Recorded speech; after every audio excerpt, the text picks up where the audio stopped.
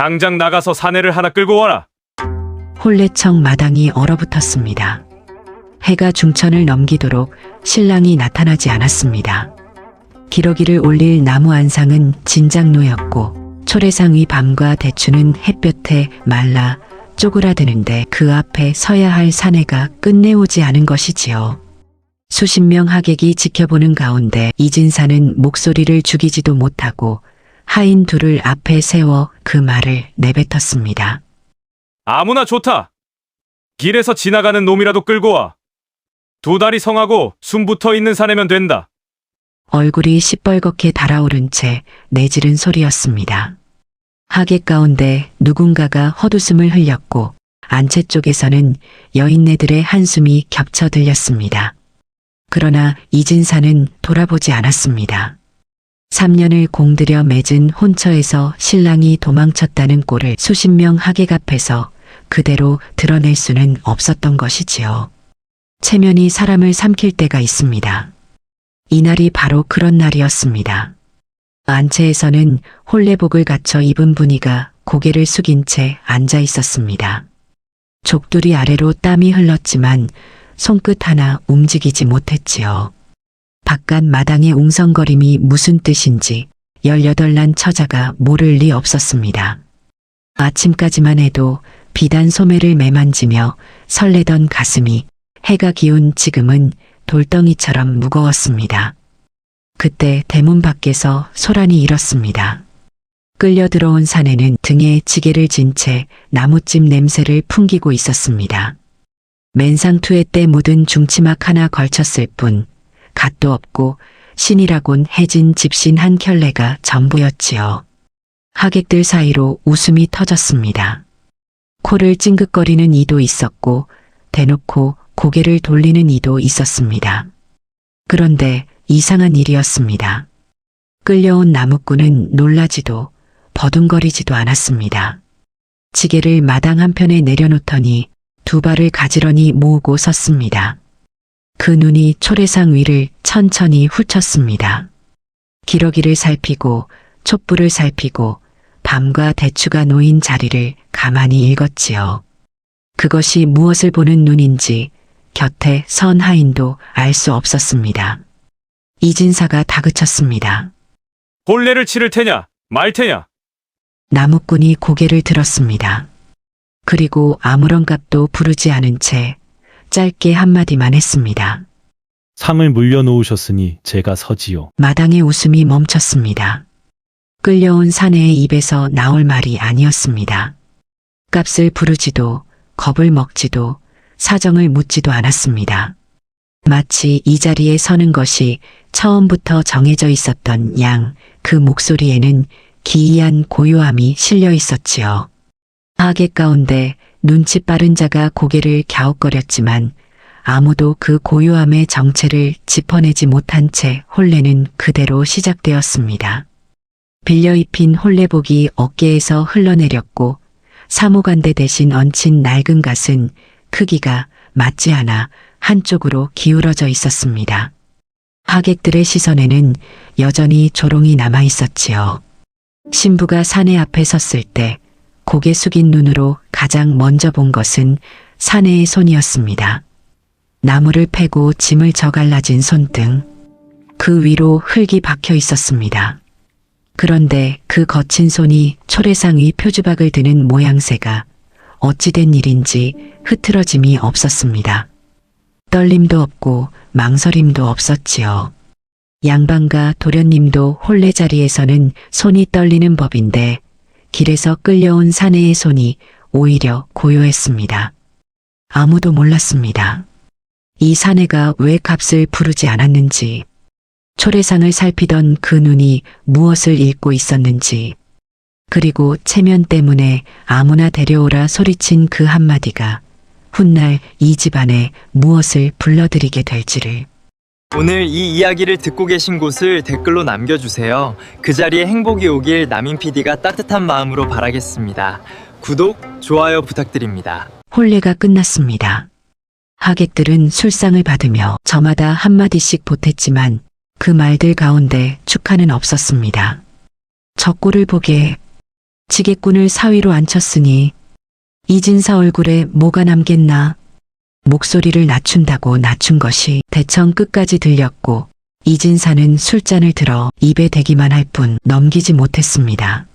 마당 한편에서는 나무꾼이 하인에게 이끌려 사랑채 쪽으로 걸어가고 있었습니다.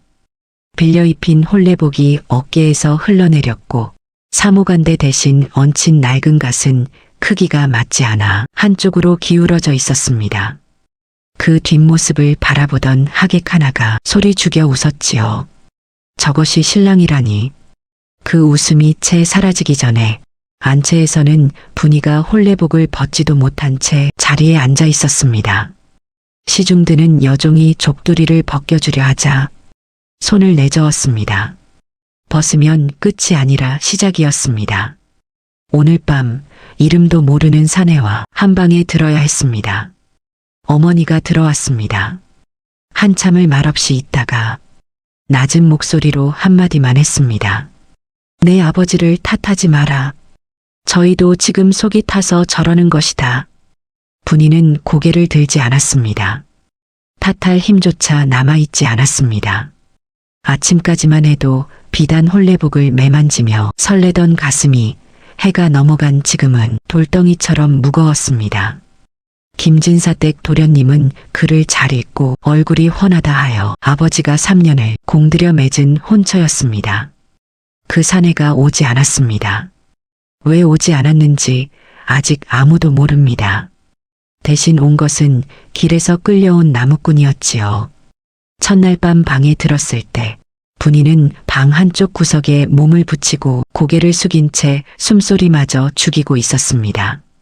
촛불이 하나 켜져 있었고 방 안에는 이불 2채가 나란히 깔려 있었습니다. 나무꾼이 문을 열고 들어섰습니다. 분이의 어깨가 움찔했습니다. 거친 발소리가 가까워질수록 심장이 빨라졌고 두 손은 치마 자락을 움켜쥔 채 하얗게 질려 있었습니다. 그 사내가 무엇을 할지 어떤 사내인지도 모르는데 한 방에 갇힌 것이지요. 그런데 이상한 일이 벌어졌습니다. 나무꾼은 방 안에 들어서자마자 문 앞에 멈춰섰습니다. 그리고는 분이를 보지도 않은 채 방 한가운데 놓인 촛불 곁에 무릎을 꿇고 앉았습니다. 한참 동안 아무 소리도 나지 않았습니다. 분이가 견디다 못해 살짝 눈을 들었을 때 나무꾼은 허리를 곧게 편 채 두 손을 무릎 위에 올리고 가만히 앉아 있었습니다. 분이를 향해 다가오지도 말을 걸지도 이불 쪽으로 눈을 돌리지도 않았습니다. 얼마나 지났을까요? 나무꾼이 입을 열었습니다. 목소리가 낮고 조용했습니다. 오늘 일은 내가 청한 것이 아니오. 그러니 두려워하지 않아도 돼요. 분이의 손이 미세하게 풀렸습니다. 하지만 고개는 들지 못했습니다. 나무꾼이 이어 말했습니다. 나는 저쪽 벽에 붙어 잘 것이니 아씨는 편히 누우시오. 촛불은 내가 끄겠소.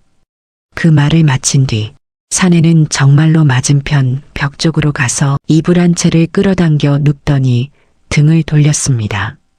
한 번도 분이 쪽을 쳐다보지 않았습니다. 촛불이 꺼졌습니다. 어둠 속에서 분이는 한참 동안 눈을 감지 못했습니다. 사내의 숨소리가 고르게 들려왔습니다. 거짓이 아니었습니다. 정말로 그냥 누워 잠이 든 것이지요.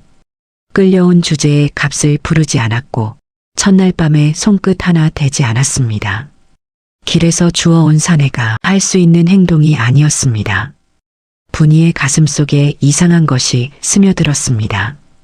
두려움도 안도도 아닌 이름 붙이기 어려운 무엇이었습니다. 이튿날 아침이었습니다. 이진사는 사랑채에 앉아 해장국을 앞에 두고도 숟가락을 들지 못하고 있었습니다.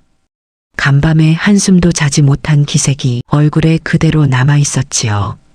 김진사 댁으로 사람을 보내 따져야 하느냐 아니면 혼례를 없던 일로 해야 하느냐 생각이 갈피를 잡지 못하고 뒤엉켜 있었습니다. 그때 사랑채 문 밖에서 인기척이 났습니다. 문이 열리자 나무꾼이 서 있었습니다. 간밤에 빌린 혼례복은 벗고 다시 자기 옷인 낡은 중치막 차림이었지만 머리는 단정히 빗어 올리고 손과 얼굴을 깨끗이 씻은 모양이었습니다. 이진사의 눈이 가늘어졌습니다. 무슨 용무냐고 묻기도 전에 나무꾼이 문지방 앞에 무릎을 꿇었습니다. 그리고 이마를 바닥에 대고 절을 올렸습니다. 장인어른, 아침 문안 올립니다. 이진사의 숟가락이 상위에서 달그락 소리를 냈습니다. 옆에 있던 하인이 눈을 동그랗게 떴습니다. 지게꾼이 장인어른이라는 말을 쓸 줄 안다는 것도 놀라웠지만 그보다 더 이상한 것은 절의 모양새였습니다. 허리가 꺾이는 각도, 두 손을 짚는 위치, 이마를 조아리는 깊이, 아무렇게나 배울 수 있는 동작이 아니었지요. 이진사는 한참 동안 나무꾼을 내려다보았습니다. 내가 그를 아느냐? 나무꾼이 고개를 들었습니다. 몇 자합니다. 어디서 배웠느냐? 떠돌다 주워들은 것이옵니다. 대답은 짧고 겸손했지만 이진사의 미간이 좁혀졌습니다. 주워들은 것치고 말투가 너무 반듯했기 때문입니다. 하지만 이진사는 더 묻지 않았습니다. 어차피 이 사내를 어떻게 처리할지도 정하지 못한 마당에 내력을 캐봐야 무슨 소용이겠습니까? 손을 내저어 물러가라 했고 나무꾼은 고개를 숙인 뒤 조용히 문을 닫고 나갔습니다. 하인이 이진사 곁에 다가와 작은 목소리로 물었습니다. 나으리, 저 사내를 당장 내보내시렵니까? 이진사는 대답하지 않았습니다. 대신 해장국 그릇을 밀어내며 한마디를 중얼거렸습니다. 김진사 놈이 사람을 보내겠지. 그 전에는 건드리지 마라. 그 말뜻은 간단했습니다. 원래 신랑 쪽에서 먼저 혼인 파기를 말해와야 체면이 덜 구겨진다는 뜻이었지요. 나무꾼은 그때까지 잠시 세워둔 허수아비에 불과한 셈이었습니다. 하지만 이진사가 놓친 것이 하나 있었습니다. 안채 쪽에서 분이가 살짝 열린 창 틈으로 사랑채를 내다보고 있었다는 것입니다. 나무꾼이 무릎 꿇고 절하는 모습을 분이는 처음부터 끝까지 지켜보았습니다. 분이는 창을 닫았습니다. 가슴이 두근거렸지만 그것이 두려움 때문인지 다른 무엇 때문인지는 스스로도 알 수 없었습니다. 그날 오후 이진사가 보낸 하인이 김진사 댁에서 돌아왔습니다. 하인의 얼굴이 하얗게 질려 있었습니다. 나으리, 김진사 댁 도련님이 왜 뭐라 하더냐? 도련님이 어젯밤 짐을 싸서 한양으로 올라갔다 합니다. 혼례 전날에 이미 떠났다 하옵니다. 이진사의 얼굴에서 핏기가 빠졌습니다. 전날에 떠났다는 것은 처음부터 올 뜻이 없었다는 뜻이었습니다. 혼례를 파할 생각도 사과를 보낼 생각도 없이 그냥 도망친 것이지요. 김진사 쪽에서 먼저 말해오기를 기다리겠다던 계산이 처음부터 빗나간 셈이었습니다. 이진사가 상을 내리쳤습니다. 그 집에서 아무 정갈도 없더냐? 김진사 대감께서 몸이 불편하시다며 문을 열지 않으셨습니다. 문을 열지 않았다. 그 말은 수습할 뜻도 없다는 뜻이었습니다. 체면을 지키려고 아무 사내나 세운 혼례가 이제 수습조차 되지 않는 형국으로 번지고 있었습니다. 이진사는 자리에서 일어나 마당으로 나갔습니다. 뒤란 쪽에서 빨래를 널던 여종이 황급히 비켰고 마당 한켠에 쪼그려 앉아 장작을 패고 있던 나무꾼이 고개를 들었습니다. 두 사람의 눈이 마주쳤습니다.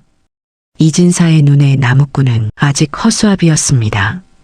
곧 내보내면 그만인 떠돌이 하나. 하지만 나무꾼의 눈에 무엇이 비치고 있었는지는 이진사가 읽을 수 있는 것이 아니었습니다. 나무꾼은 아무 말 없이 다시 고개를 숙이고 장작을 패기 시작했습니다. 도끼질이 정확했습니다. 한 번에 장작이 둘로 갈라졌고 그 단면이 거울처럼 매끄러웠습니다. 이진사가 돌아선 뒤에도 그 도끼 소리는 고르고 단단하게 마당에 울려 퍼졌습니다. 그날 밤이었습니다. 분이는 잠이 오지 않아 안채 마루에 나가 앉아 있었습니다. 달이 밝았습니다. 그때 마당 건너 담 아래로 사람 그림자가 움직이는 것이 보였습니다. 나무꾼이었습니다. 사내는 우물가 돌 위에 걸터 앉아 하늘을 올려다보고 있었습니다. 분이가 숨을 죽이고 지켜보는데 나무꾼의 입이 움직였습니다. 혼잣말이었습니다. 목소리가 작아 또렷이 들리지는 않았지만 바람결에 실려온 한마디가 분이의 귀에 걸렸습니다. 아직은 때가 아니다. 그 말이 무슨 뜻이었는지 분이는 알 수 없었습니다. 다만 그 목소리가 낮에 장작을 패던 사내의 것과는 사뭇 달랐다는 것만은 분이의 귀가 분명히 잡아냈습니다. 나무꾼은 쫓겨나지 않았습니다. 이진사가 내보내지 않은 것이 아니라 내보낼 수가 없었던 것이지요. 김진사 쪽에서 아무 정갈도 오지 않는 한 혼례를 파했다는 말을 이쪽에서 먼저 꺼내면 체면이 완전히 무너지는 셈이었습니다. 그렇다고 나무꾼을 사위로 인정한 적도 없었습니다. 이진사의 속은 이러지도 저러지도 못한 채 날마다 타들어갔지만 밖으로는 아무 일 없다는 듯 버텨야 했습니다. 그 틈에 나무꾼은 집안에 남았습니다. 이진사가 내린 자리는 사랑채도 안채도 아닌 뒤란 끝 헛간 옆 다락방이었습니다. 하인도 쓰지 않는 방이었지요. 이불 한 채와 요 하나가 전부였고 문을 열면 장독대 냄새가 먼저 들어왔습니다. 사위를 들인 것이 아니라 일꾼을 하나 얹힌 형국이었습니다. 그런데 나무꾼은 불평하지 않았습니다. 첫 이틀은 장작을 패고 마당을 쓸고 두엄을 날랐습니다. 하인들이 시키는 일을 군소리 없이 했고 밥은 부엌 뒷문에서 따로 받아 먹었습니다. 사랑채에 올라가는 일도 안채에 발을 들이는 일도 없었습니다. 스스로 선을 그은 듯 집안의 가장 낮은 자리에 몸을 맞추고 있었지요. 마을 사람들의 입은 그 사이 더 바빠졌습니다. 장터에서 우물가에서 밭둑 사이에서 이진사 댁 이야기가 돌았습니다. 체면 때문에 지게꾼을 사위로 앉힌 양반, 그 말이 한 바퀴 돌 때마다 살이 붙었고 어떤 입에서는 이진사가 나무꾼에게 값을 주고 샀다는 말까지 나왔습니다. 사실이 아닌 것은 물론이었지만 소문이란 것이 원래 사실보다 빠르고 사실보다 잔인한 법이지요. 이진사 부인은 바깥 출입을 끊었습니다. 우물가에 나갈 수가 없었습니다. 장에 갈 수가 없었습니다. 여종을 대신 내보냈지만 그 여종마저 돌아올 때면 얼굴이 붉어져 있었습니다. 마님이 시킨 심부름이 아니라 마님 뒷담을 듣고 온 것이 표가 났기 때문이지요. 분이는 더했습니다. 안채 밖으로 나가지 않았습니다. 나갈 수가 없었다는 쪽이 맞을 것입니다. 혼례를 치렀으되 남편이라 부를 수 없는 사내가 뒤란에서 장작을 패고 있고 본래 신랑은 도망쳤고 아버지는 얼굴이 돌처럼 굳어 있고 어머니는 방에서 울음을 삼키고 있었습니다. 18처자가 감당하기에는 너무 무거운 나날이었습니다. 그러던 어느 날이었습니다. 이진사가 장부를 펼쳐놓고 골머리를 앓고 있었습니다. 올해 추수가 좋지 않았던 데다 혼례 비용으로 쓴 돈이 적지 않아 곳간 사정이 빠듯했습니다. 셈을 맞추려 하인을 불렀지만 이댁 하인 가운데 셈에 밝은 자가 없었지요. 숫자를 불러주면 받아 적는 것까지는 하되 앞뒤가 맞는지를 따져내는 머리가 없었습니다. 이진사가 짜증을 내며 장부를 덮으려는데 마당에서 빗자루질을 하던 나무꾼이 사랑채 아래에서 걸음을 멈췄습니다. 장인어른, 셈이 맞지 않으시면 제가 한번 들여다보아도 되겠습니까? 이진사의 눈이 치켜 올라갔습니다. 내가 셈을 안다고? 약간은 압니다. 이진사는 코웃음을 쳤습니다. 하지만 달리 방도가 없었습니다. 내일 아침까지 소작인들에게 내려보낼 곡식 수량을 정해야 했고 장부가 엉켜있는 것은 사실이었습니다. 이진사는 턱짓으로 올라오라 했습니다. 나무꾼에게 셈을 맡긴 것이 아니라 어차피 못할 테니 한번 망신을 주자는 속이 더 컸지요. 나무꾼이 마루에 올라 장부를 받았습니다. 먹이 번진 종이 위로 눈을 훑는데 한식경이 걸리지 않았습니다. 나무꾼이 입을 열었습니다. 셋째 줄 보리쌀 입고가 석섬이라 적혀 있는데 실제 출고량을 합산하면 넉섬 반이 빠져 있습니다. 넷째 줄 콩은 아예 장부에 올리지 않은 양이 2말 남짓이고 여기 아랫줄 목화 대금은 작년 장부 수치를 그대로 옮긴 듯한데 올해 시세가 달라 맞지 않습니다. 이진사의 입이 벌어졌습니다. 한식경도 안 되어 장부 세 쪽에 오류를 짚어낸 것도 놀라웠지만 그보다 더 이상한 것은 나무꾼이 말하는 방식이었습니다. 입고, 출고, 합산, 시세. 떠돌이 나무꾼이 입에 담을 말이 아니었습니다.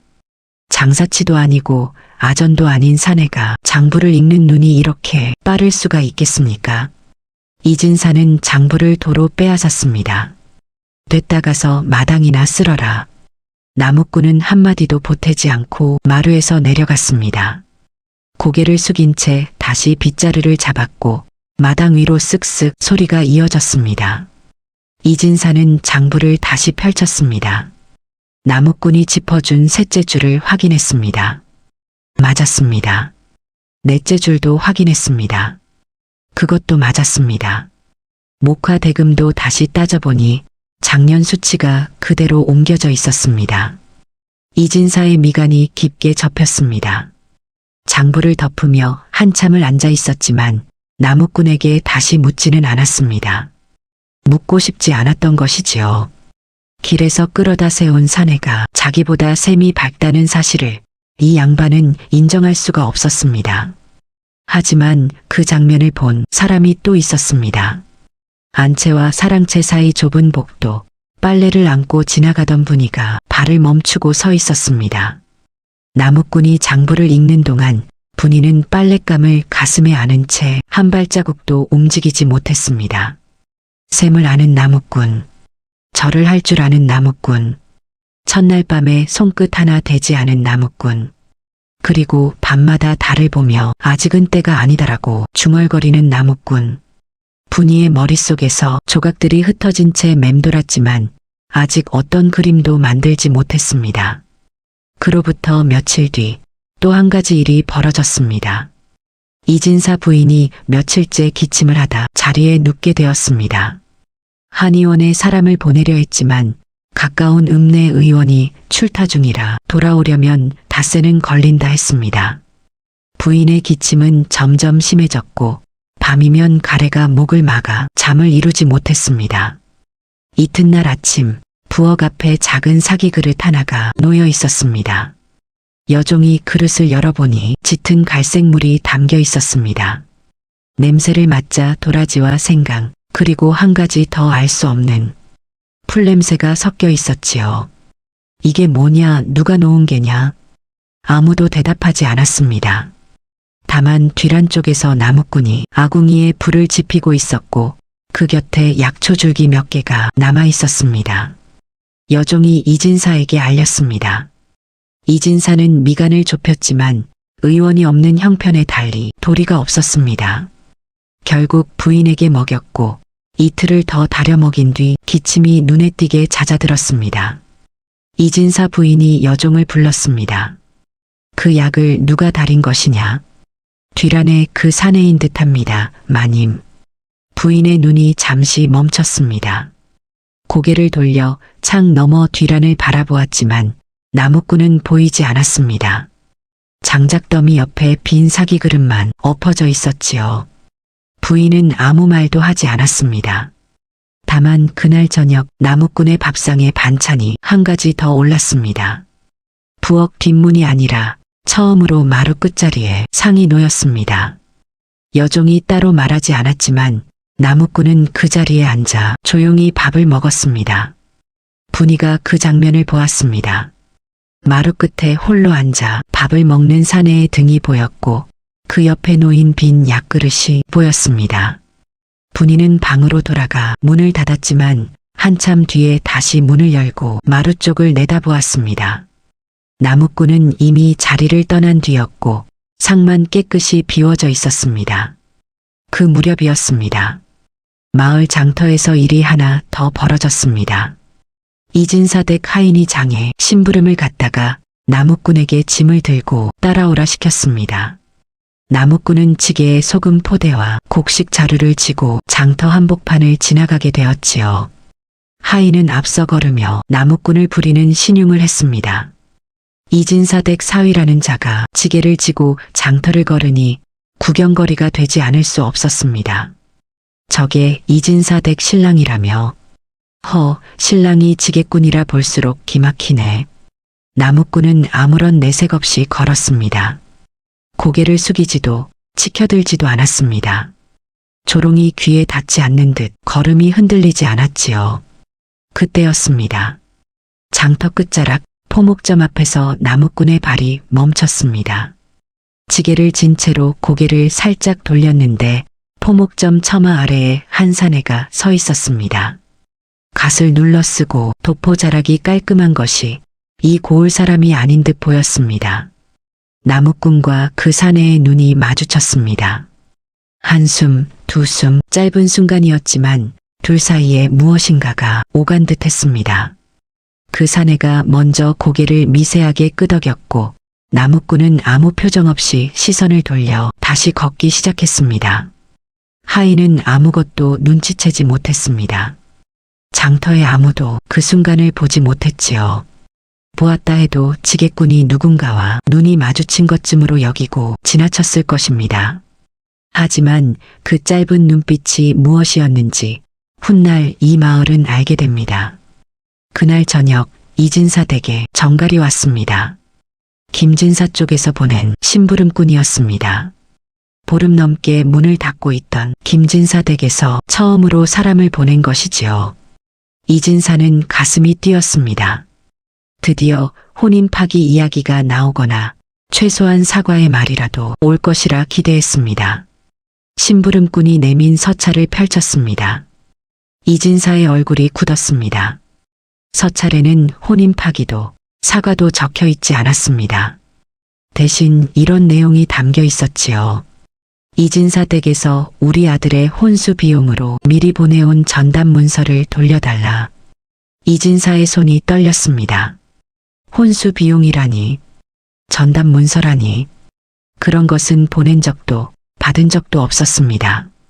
이진사가 심부름꾼에게 따졌지만 심부름꾼은 자기는 서찰만 전하러 왔을 뿐이라며 돌아갔습니다. 이진사는 서찰을 쥔 채 한참을 서 있었습니다. 없는 전담 문서를 돌려달라는 것. 그 뜻을 이진사가 모를 리 없었습니다. 없는 빚을 만들어 물리겠다는 수작이었지요.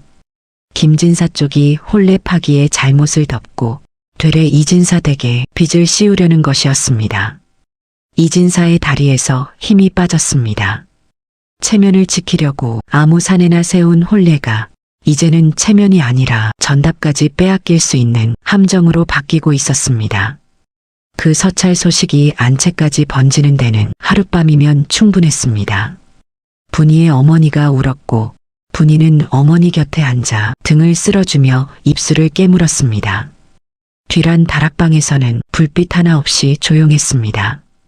나무꾼이 어둠 속에서 무엇을 하고 있었는지 아무도 보지 못했습니다. 다만 이튿날 아침 나무꾼의 다락방 앞 흙바닥에 나뭇가지로 무엇인가를 쓴 흔적이 남아 있었습니다.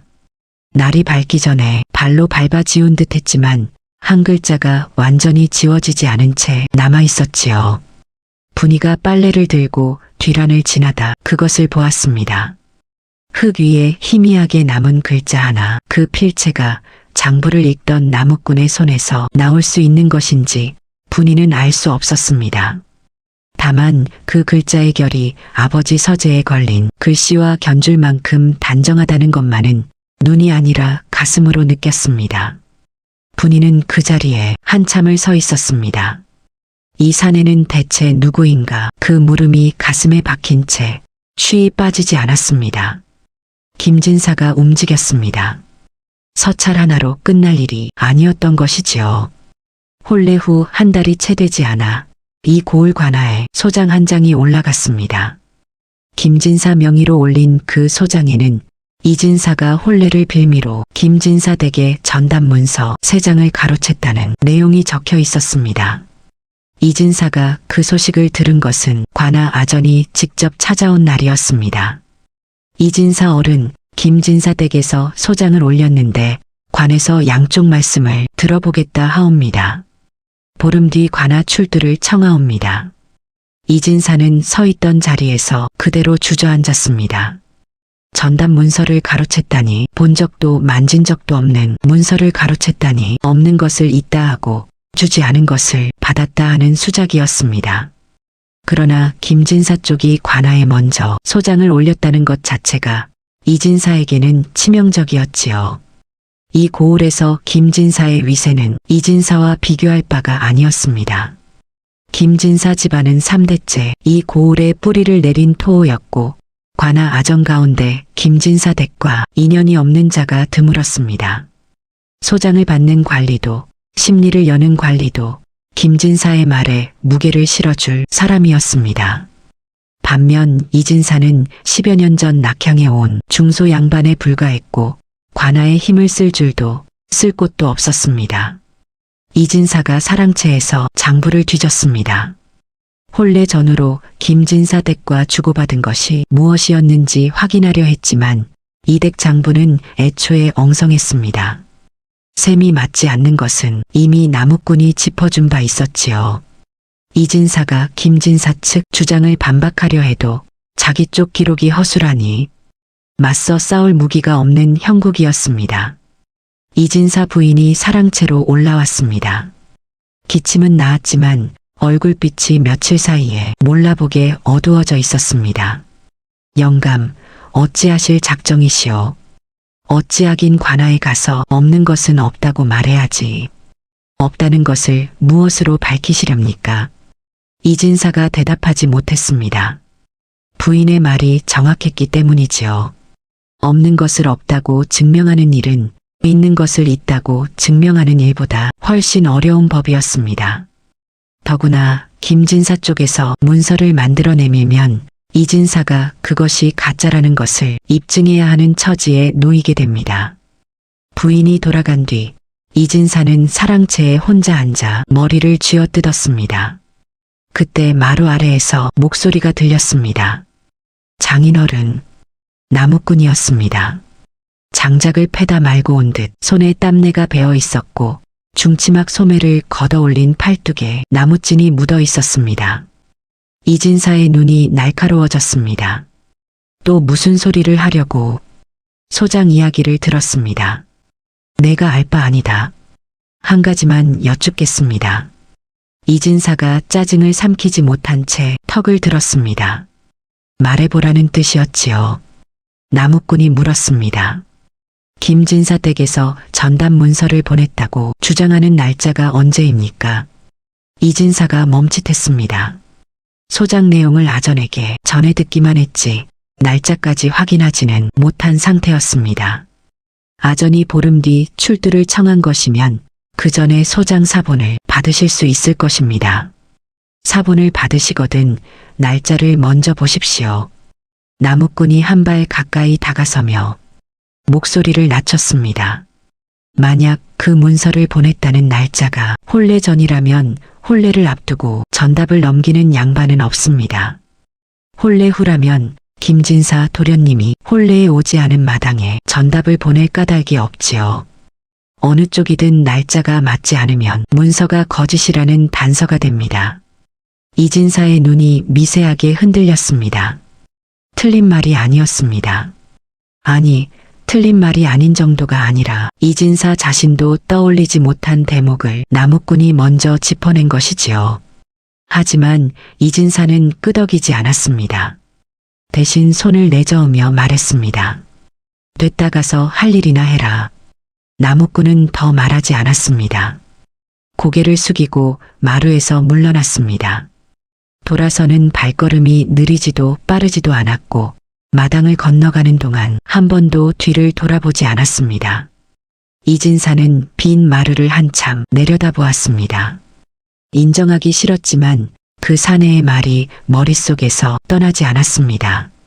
날짜, 문서의 날짜, 그것 하나가 실마리가 될 수도 있다는 생각이 이진사의 의지와는 상관없이 뿌리를 내리기 시작했지요.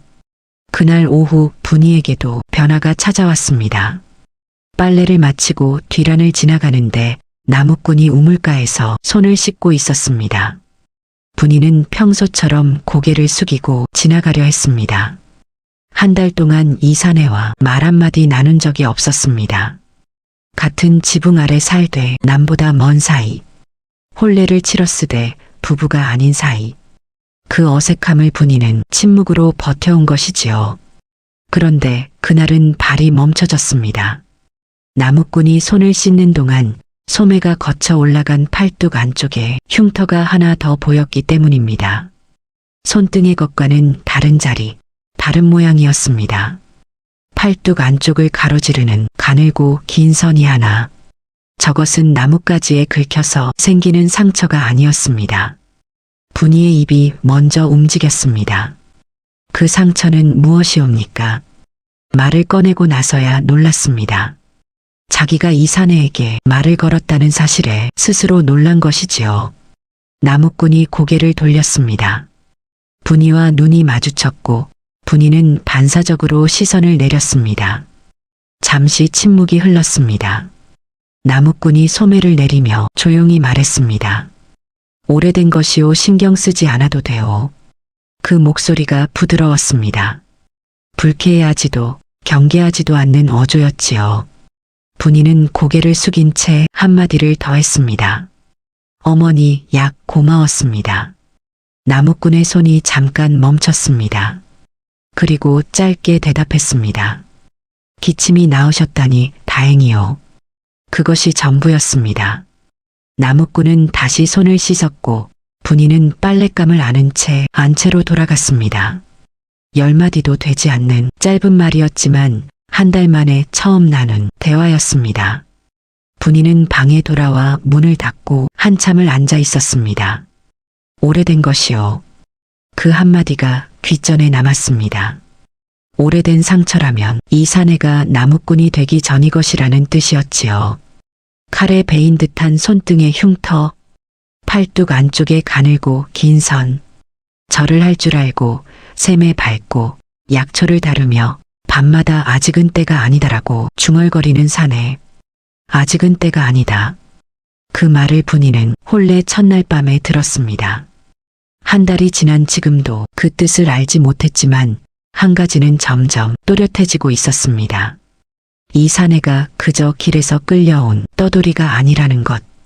무엇인가를 기다리고 있다는 것, 그리고 그것을 아무에게도 말하지 않고 있다는 것. 며칠 뒤 이진사가 관아에서 소장 사본을 받아왔습니다. 사랑채에 앉아 소장을 읽는 이진사의 얼굴이 점점 일그러졌습니다. 김진사 쪽 주장은 이러했습니다. 혼례 석 달 전 양가합의 하에 이진사가 김진사 댁 전답세 맞이기에 대한 문서를 혼수 명목으로 받았으며 혼례가 파기된 이상 이를 돌려받겠다는 것이었습니다. 이진사가 날짜를 확인했습니다. 혼례 석 달 전 그때 이진사는 김진사 댁에 한번 다녀온 적이 있었습니다. 혼례 절차를 논의하러 간 자리였지요. 김진사 쪽은 바로 그 날짜에 전담 문서를 넘겼다고 주장하고 있었습니다. 이진사의 손이 떨렸습니다. 실제로 그날 김진사 댁에 다녀온 것은 사실이었으니 뭔가를 받았다는 주장을 완전히 부정하기가 어려워진 셈이었지요. 하지만 나무꾼이 했던 말이 떠올랐습니다. 날짜를 먼저 보십시오. 이진사는 다시 소장을 들여다보았습니다. 석 달 전이면 혼례가 확정되기 전이었습니다. 아직 날짜도 잡지 않은 상태에서 전담 문서를 미리 넘기는 것은 상례에 맞지 않았습니다. 혼수라 함은 혼례가 확정된 뒤에 오가는 것이지 절차를 논의하는 자리에서 전답을 넘기는 집은 없었지요. 작지만 분명한 허점이었습니다. 이진사는 그날 밤 처음으로 나무꾼을 불렀습니다.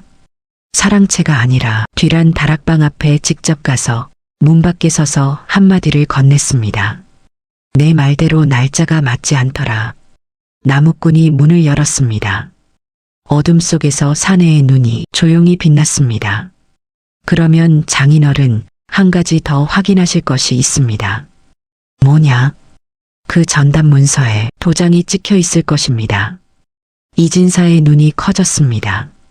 내 도장은 서재 괴짝에 들어있다. 그 괴짝을 지금 확인해 보십시오. 도장이 그대로 있는지.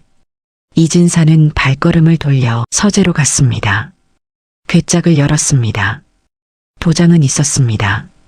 그러나 나무꾼의 말은 도장 유무가 아니라 다른 데 있었지요. 나무꾼이 뒤따라와 서재 문 밖에서 말했습니다. 도장이 그대로 있다면 김진사 쪽 문서에 찍힌 도장은 장인어른의 것이 아니거나 본떠 만든 것입니다. 관아 심리에서 도장 대조를 청하시면 됩니다.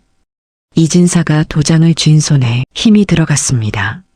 나무꾼이 쏘아 올린 것은 두 가지였습니다. 날짜의 허점, 그리고 도장의 진이 이 두 가지가 맞아떨어지면 김진사 쪽 문서가 조작이라는 것을 관아에서 밝힐 수 있었습니다. 이진사가 나무꾼을 돌아보았습니다. 내가 어찌 이런 것을 아느냐? 나무꾼은 대답하지 않았습니다. 고개를 숙인 채 한 발 물러서더니 조용히 말했습니다. 떠돌다 보면 별것을 다 보게 됩니다. 그 대답이 거짓이라는 것을 이진사도 느꼈을 것입니다. 하지만 더 묻지 않았습니다. 이번에는 짜증 때문이 아니었지요. 무엇인가를 더 알게 되는 것이 두려웠기 때문이었습니다. 길에서 주워온 사내가 자기보다 셈에 밟고 소송의 허점까지 짚어준다면 그 다음에는 대체 무엇이 나올지 이진사로서는 감당할 수가 없었습니다. 그날 밤 깊은 시각이었습니다. 분이는 잠을 이루지 못하고 안채 마루에 앉아 있었습니다. 아버지가 관아에 출두해야 한다는 소식이 안채까지 퍼진 뒤로 집안 공기가 무겁게 가라앉아 있었지요. 어머니는 이미 울다 지쳐 잠들었고 여종들도 숨을 죽이고 있었습니다. 그때 뒤란 쪽에서 인기척이 났습니다. 분이가 고개를 돌려 어둠 너머를 살폈습니다. 달빛이 희미하게 깔린 뒤란길로 나무꾼의 그림자가 움직이고 있었습니다. 다락방에서 나온 사내가 담 쪽으로 조용히 걸어가고 있었지요. 분이의 심장이 빨라졌습니다. 나무꾼은 담 아래에서 멈추더니 주위를 한번 살핀 뒤 담을 넘었습니다. 소리가 거의 나지 않았습니다.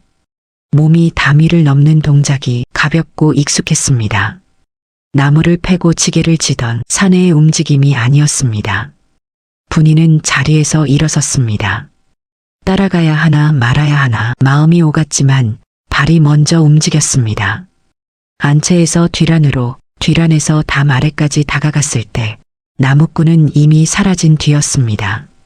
분이는 담 아래에 서서 어둠을 바라보았습니다.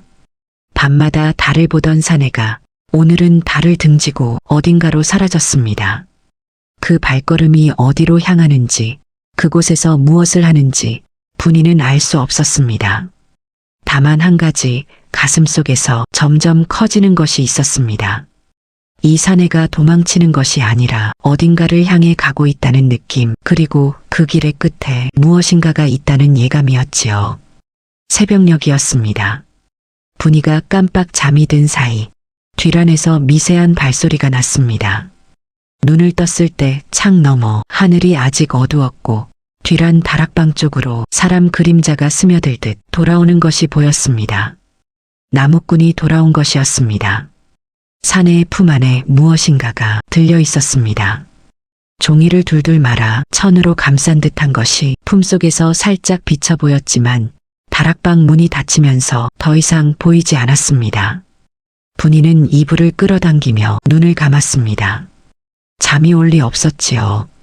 관아 심리까지 열흘이 남아 있었습니다. 이진사 댁의 운명이 그 열흘 안에 갈릴 터였고 나무꾼이 밤마다 무엇을 준비하고 있는지 아는 사람은 아무도 없었습니다. 관아 심리 사흘 전이었습니다. 이진사는 서재에 틀어박혀 소장사본을 10번째 읽고 있었습니다. 날짜가 맞지 않는다는 것, 도장 대조를 청해야 한다는 것, 나무꾼이 짚어준 두 가지를 머릿속으로 반복하고 또 반복했지만 그것만으로 김진사를 꺾을 수 있으리라는 확신은 서지 않았지요. 이유가 있었습니다. 현관 밖 주부는 김진사 댁에서 해마다 세찬을 받는 사이였습니다. 김진사가 고을에서 길을 닦고 다리를 놓을 때마다 현감의 이름이 올라갔고 관아 수리 비용의 절반을 김진사가 되었다는 소문은 이 고을에서 모르는 이가 없었지요. 그 현감 앞에서 날짜 하나, 도장 하나로 싸워 이길 수 있겠습니까? 이진사의 가슴에는 돌이 얹혀 있었습니다. 그 사흘 동안 나무꾼은 낮에 변함없이 장작을 패고 마당을 쓸었습니다. 달라진 것이 있다면 밤이었지요.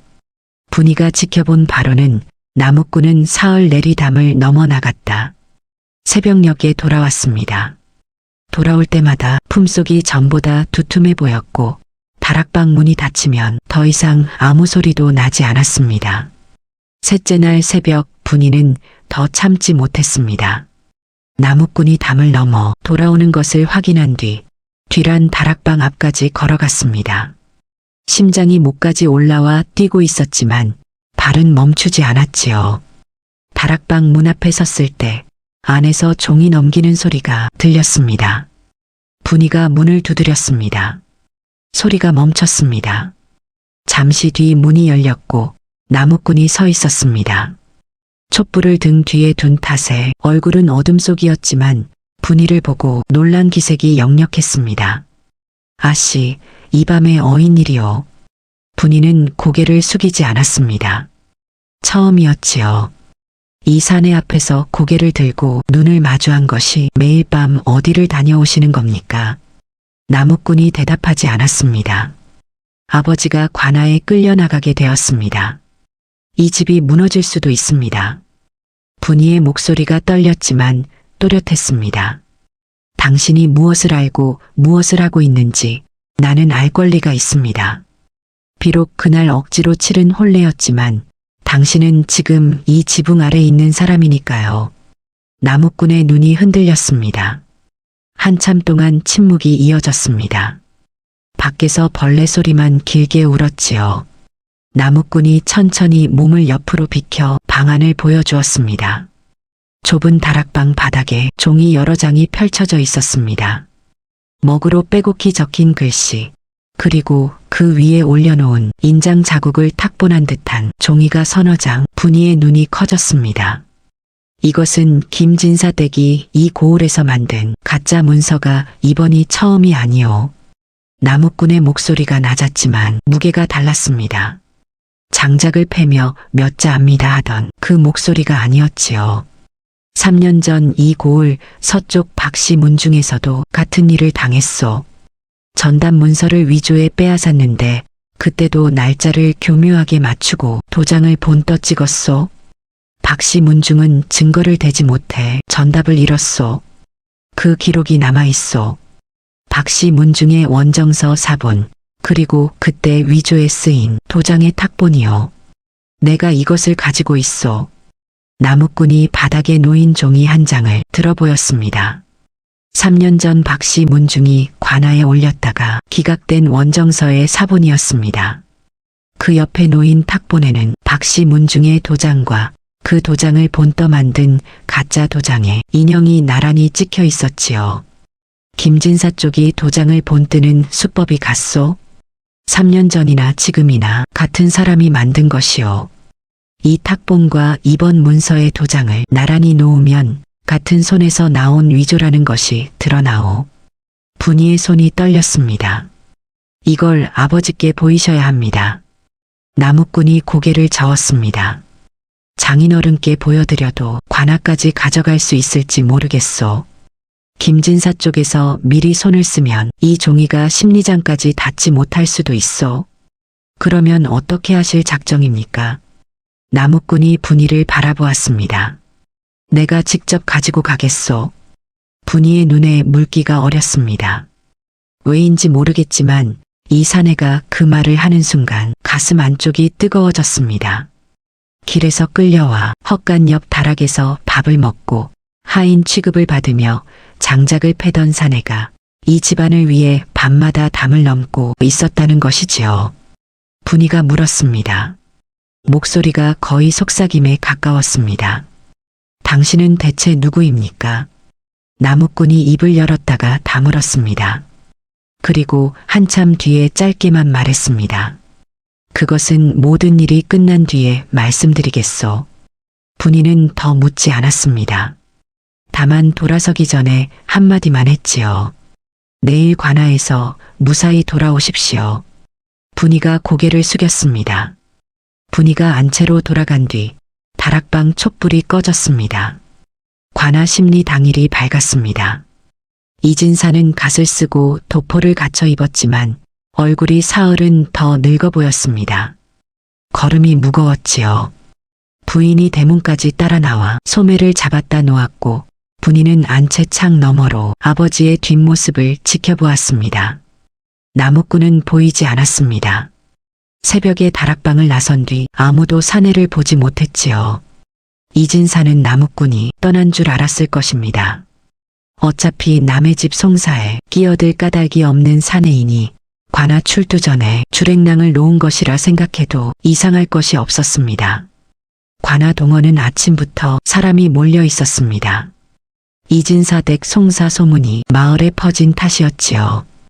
이진사와 김진사 두 양반이 마주 앉는 것을 구경하려고 장터 상인부터 농사꾼까지 동원 밖에 늘어서 있었습니다.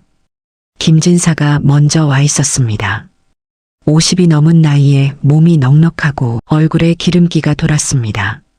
비단 도포에 통영갓을 쓴 차림이 이 고을에서 가장 무게 있는 양반답게 흠잡을 데가 없었지요.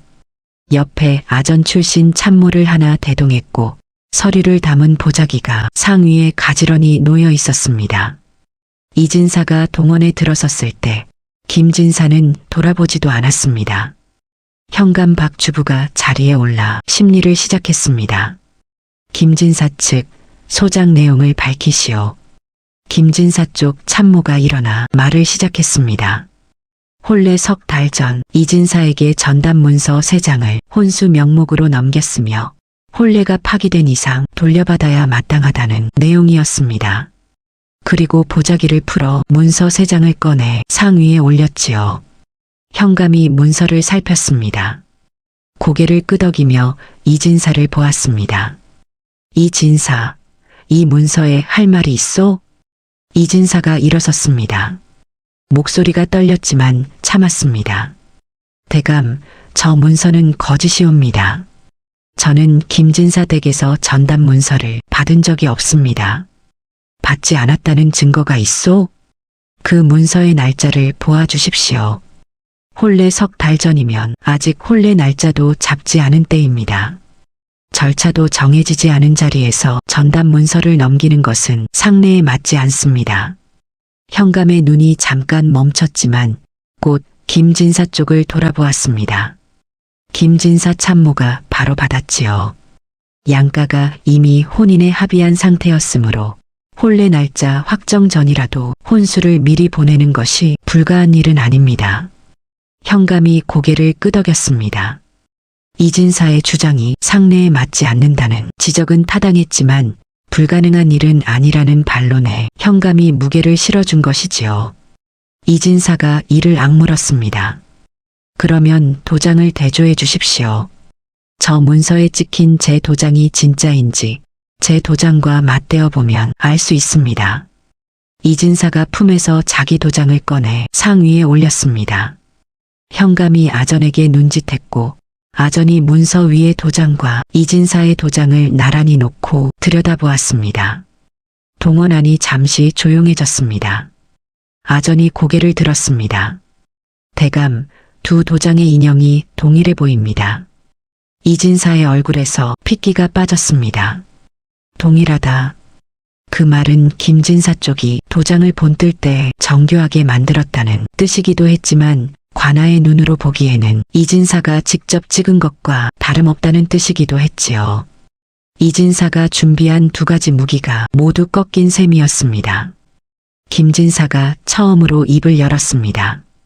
느릿하고 여유로운 목소리였습니다. 현감 대감, 보시다시피 문서도 있고 도장도 맞습니다. 이진사가 받아놓고 모른다 하는 것이야말로 기만이 아니겠습니까? 동원 밖에서 웅성거림이 커졌습니다. 이진사 쪽이 밀리고 있다는 것을 구경꾼들도 느낀 것이지요. 이진사의 입술이 파르르 떨렸습니다. 더 꺼낼 말이 없었습니다. 날짜는 막혔고 도장은 갖다 했고 현감은 김진사 쪽으로 기울어 있었습니다. 바로 그때였습니다. 동원 뒤편에서 사람이 하나 걸어 나왔습니다. 낡은 중치막에 맨상투, 신발은 집신이었고 손에는 천으로 감싼 종이 뭉치를 들고 있었습니다. 나무꾼이었지요. 동원 안의 시선이 일시에 쏠렸습니다. 현감의 눈이 좁아졌고 김진사가 처음으로 고개를 돌렸습니다. 아전이 막아서려 했지만 나무꾼은 이미 동원 가운데까지 들어서 있었습니다. 누구냐? 저놈은 현감이 소리쳤습니다. 이진사도 돌아보았지요. 나무꾼을 알아본 이진사의 눈이 크게 떠졌습니다. 네가 왜 여기에? 나무꾼은 이진사에게도 현감에게도 대답하지 않았습니다. 대신 상 앞에 무릎을 꿇고 천으로 감싼 종이 뭉치를 풀어 바닥에 펼쳤습니다. 대감 소인이 한 가지 증거를 올리겠습니다. 현감이 미간을 좁혔습니다. 이놈이 어디서 들어온 놈이냐? 이 자리에 설 신분이 되느냐? 소인은 이 진사댁 사위 되는 사람입니다. 동원 안에서 웃음이 터졌습니다. 길에서 끌어다 세운 나무꾼이 사위라 칭하니 구경거리가 된 것이지요. 김진사의 입꼬리가 올라갔습니다. 하지만 나무꾼은 흔들리지 않았습니다. 대감, 김진사 댁이 도장을 본떠 문서를 위조한 것은 이번이 처음이 아닙니다. 웃음이 멈췄습니다. 나무꾼이 바닥에 펼친 종이 중 첫 번째를 들어 올렸습니다. 3년 전 이 고을 서쪽 박씨 문중에서 같은 수법으로 전담 새 맞이기를 빼앗겼습니다. 이것은 그때 박씨 문중이 관하에 올렸다. 기각된 원정서 사본이옵니다. 현감의 얼굴에서 여유가 사라졌습니다. 나무꾼이 두 번째 종이를 들었습니다. 이것은 그때 위조된 문서에 찍힌 도장의 탁본입니다. 그리고 이것이 오늘 김진사 측이 제출한 문서의 도장이옵니다. 나무꾼이 두 탁본을 나란히 상 위에 올렸습니다. 두 도장을 보시면 삐침의 결과 먹 번짐의 방향이 같습니다. 진짜 도장을 찍으면 매번 미세하게 달라지지만 본을 떠서 만든 가짜 도장은 같은 흠이 되풀이되는 법이옵니다. 3년 전 위조와 오늘 위조에 같은 틀이 쓰인 것입니다. 동원 안이 쥐 죽은 듯 고요해졌습니다. 김진사의 얼굴이 딱딱하게 굳었습니다. 옆에 앉은 참모가 김진사의 소매를 잡아당겼지만 김진사는 움직이지 못했지요. 현감이 탁본 두 장을 받아들고 한참을 들여다보았습니다. 아전을 불러 함께 살피게 했고 아전의 얼굴빛이 변했습니다. 그때 동원 문 밖에서 또 한 사람이 들어왔습니다. 갓을 단정히 쓰고 도포 자락이 깔끔한 사내였습니다. 장터 포목점 앞에서 나무꾼과 눈이 마주쳤던 바로 그 사내였지요. 사내가 품에서 첩지 한 장을 꺼내 현감 앞에 올렸습니다. 현감이 그것을 펼치는 순간 자리에서 반쯤 일어났습니다. 사내가 허리를 숙이며 말했습니다. 한성부에서 내려온 것이옵니다. 김진사 댁의 전담 문서 위조건에 대해 가명에서 별도 조사를 명하는 공문이옵니다. 동원 안이 술렁였습니다. 가명. 그 한마디에 현감의 얼굴이 하얗게 질렸지요. 고을 현감이 감당할 수 있는 수준을 넘어선 것이었습니다. 가명에서 직접 공문이 내려왔다는 것은 이 송사가 고을 안에서 조용히 덮일 일이 아니라는 뜻이었습니다. 김진사가 자리에서 벌떡 일어났습니다. 나무꾼이 고개를 들어 김진사를 바라보았습니다. 그 눈이 달랐습니다. 장작을 패며 고개를 숙이던 사내의 눈이 아니었습니다. 헛간 옆 다락에서 밥을 받아 먹던 사내의 눈이 아니었지요. 조용하되 흔들리지 않는 무엇인가를 오래 참아온 사람의 눈이었습니다. 김진사가 나무꾼을 보았습니다. 처음으로 제대로 본 것이지요. 그리고 그 순간 김진사의 입이 벌어졌습니다. 동원 밖 구경꾼들의 웅성거림이 커졌고 현감이 목청을 높여 정숙을 명했지만 이미 동원 안의 공기는 완전히 뒤집혀 있었습니다. 이진사는 나무꾼과 도포 차림 사내를 번갈아 보며 입을 열지 못했습니다. 분이는 관아에 오지 못했습니다. 안채에서 소식을 기다리고 있었지요. 하지만 이 순간 동원 안에서 벌어지고 있는 일이 이진사 댁의 모든 것을 바꾸게 되리라는 것을 분이는 아직 모르고 있었습니다. 김진사의 목소리가 갈라졌습니다. 내가 서진사 댁 아들이냐? 동원 안이 얼어붙었습니다. 서진사? 그 이름을 아는 사람은 이 고을에 많지 않았습니다. 10여 년 전 이 고을에서 두어 마을 너머에 살던 양반이었지요. 작은 전답을 일구며 살림을 꾸리던 선비였는데 어느 해 갑자기 전답을 모두 잃고 집안이 풍비박산이 났습니다. 빚을 졌다는 소문이 돌았고 서진사는 병을 얻어 세상을 떠났으며 남은 식구들은 뿔뿔이 흩어졌습니다. 그 서진사의 아들 나무꾼이 천천히 일어섰습니다. 무릎을 꿇고 있던 사내가 허리를 펴자 동원 안 공기가 달라졌습니다. 낡은 중치막은 그대로였고 집신도 그대로였지만 서 있는 자세가 장작을 패던 사내의 것이 아니었지요. 어깨가 펴져 있었고 턱이 반듯했으며 눈이 흔들리지 않았습니다. 그렇습니다. 나무꾼이 아니 서윤학이 입을 열었습니다. 소인은 서윤학이옵니다. 12년 전 이 고을에서 전답을 잃고 아비를 잃은 서정수의 아들이옵니다. 김진사의 얼굴이 흙빛으로 변했습니다. 서윤학이 현감을 향해 고개를 숙였습니다.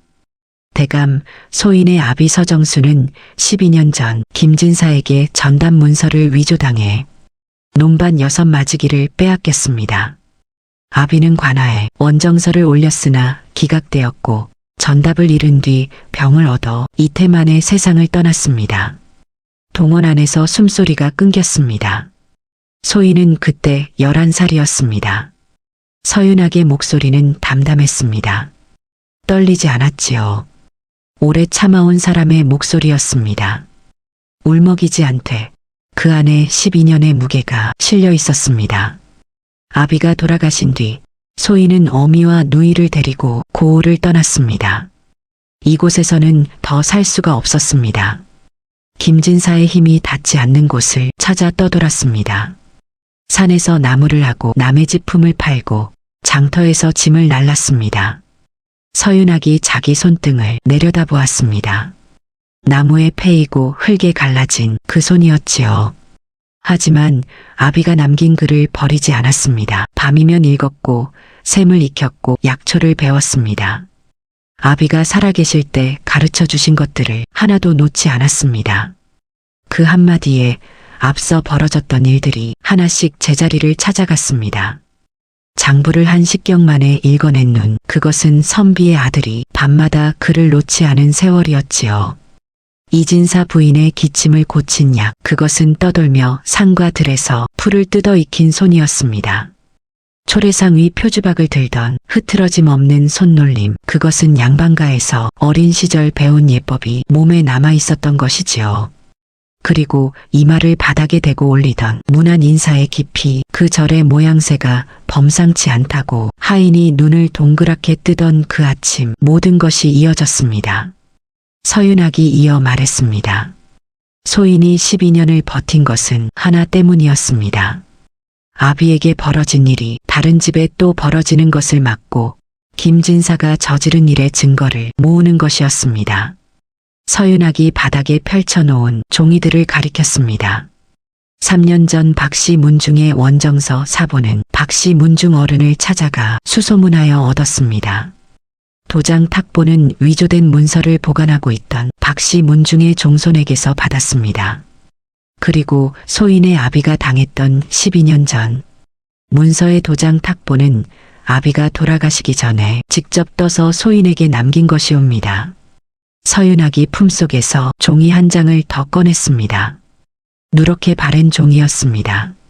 접은 자리가 닳아 거의 끊어질 듯했고 가장자리가 해져 있었지요. 12년을 품고 다닌 종이라는 것이 한눈에 보였습니다. 이것은 소인의 아비가 남긴 탁본이옵니다.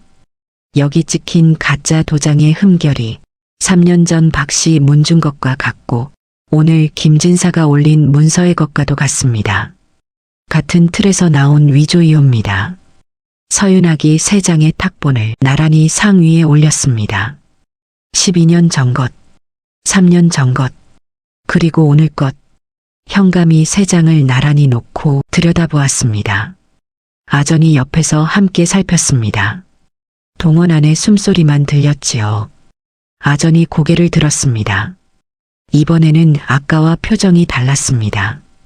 대감 새 도장의 삐침 끝 흠결이 동일합니다. 현감의 손이 미세하게 떨렸습니다. 김진사가 소리쳤습니다. 저놈의 말을 믿으시겠습니까? 출처도 불분명한 종이 쪼가리를 가지고 그때 도포 차림산에 조만식이 앞으로 나섰습니다. 대감 소인은 한성부 형조 소속설이 조만식이옵니다. 동원이 다시 조용해졌습니다. 서윤학이 한성부에 올린 고발장을 접수한 것이 반년 전이옵니다. 한성부에서 검토한 결과 증거가 충분하다 판단하여 가명의 별도 조사를 요청한 것이옵니다. 소인은 그 조사를 위해 이 고을에 파견된 것이며 가명의 공문은 이미 올렸습니다. 김진사의 무릎이 꺾였습니다. 주저앉은 것이 아니라 다리에서 힘이 빠져 스스로 무너진 것이었지요. 반년. 서윤학이 한성부에 고발장을 올린 것이 반년 전이었습니다. 그 뒤로 이 고을 근처에 머물며 때를 기다린 것이지요. 나무꾼으로 위장한 채 증거를 품에 안은 채 김진사가 또 다른 집에 손을 뻗는 순간을 기다린 것이었습니다. 그리고 그 순간이 왔습니다. 김진사가 이진사 댁에 가짜 문서를 들이밀었을 때 서윤학은 이미 이 집 안에 있었지요. 이진사 댁 혼례 날 길에서 끌려온 나무꾼. 그것은 우연이었습니다. 서윤학이 계획한 일이 아니었지요. 하지만 그 우연이 서윤학을 김진사의 다음 먹잇감인 이진사 댁 안으로 데려다 놓은 것이었습니다. 아무 사내나 데려와라. 이진사가 그날 내뱉은 그 한마디가 이 집안을 살린 셈이었지요. 현감이 자리에서 일어났습니다. 더 이상 김진사의 편을 들 수 없다는 것을 가명 공문 한 장이 잘라버렸습니다. 김진사, 가명의 조사가 내려올 때까지 출타를 금한다. 오늘 제출한 문서는 관하에서 압수하겠다. 김진사가 고개를 들었습니다. 얼굴에서 기름기가 빠져 있었고 입술이 파르르 떨리고 있었습니다. 더 할 말이 있으면 가명 조사관 앞에서 하시오. 김진사의 참모가 김진사의 팔을 잡아 일으켰습니다. 김진사는 일어서면서 서윤학을 보았습니다. 낡은 중치막을 입은 사내가 자기를 내려다보고 있었지요. 아니, 올려다보는 것이 아니라 정면으로 마주보고 있었습니다. 서윤학이 입을 열었습니다. 낮고 조용한 목소리였습니다. 12년 전 아비가 쓰러지던 날 제 팔을 칼로 그은 것은 김진사 댁 종이었습니다. 관아의 원정서를 들고 가지 못하게 막으려던 것이었지요. 서윤학이 소매를 걷었습니다. 팔뚝 안쪽에 가늘고 긴 흉터가 동원 안에 드러났습니다. 그리고 손등의 이 상처는 아비가 쓰러진 날 아비의 손에서 빼앗기는 장부를 붙잡으려다 생긴 것이옵니다. 11살짜리 아이의 손이 문서를 지키지 못했습니다. 김진사는 아무 말도 하지 못한 채 동원을 나갔습니다. 어깨가 축 처져 있었고 등이 굽어 있었습니다. 들어올 때의 비단 도포 자락이 같은 옷인데도 달라 보였지요. 이진사가 한참 동안 자리에서 일어나지 못했습니다.